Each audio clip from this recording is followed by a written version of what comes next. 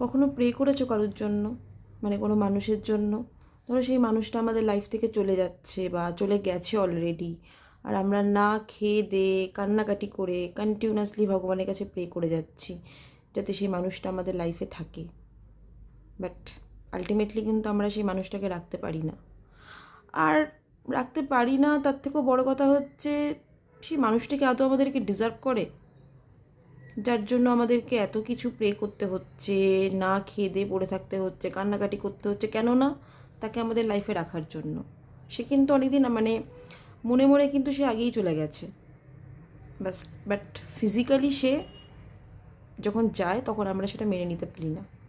সেই মানুষগুলো কিন্তু আমাদেরকে অ্যাকচুয়ালি ডিজার্ভ করে না, আর আমরা তাদেরকে জোরও করতে পারি না, কারণ we can't force someone to love us, right?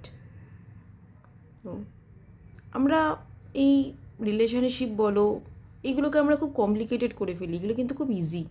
একটা রিলেশনশিপকে ভালো রাখতে বাঁচাতে কিচ্ছু লাগে না, জাস্ট ছোটো ছোটো জিনিস লাগে, স্মল এফোর্টস, এটুকুই তো লাগে, আর কি লাগে?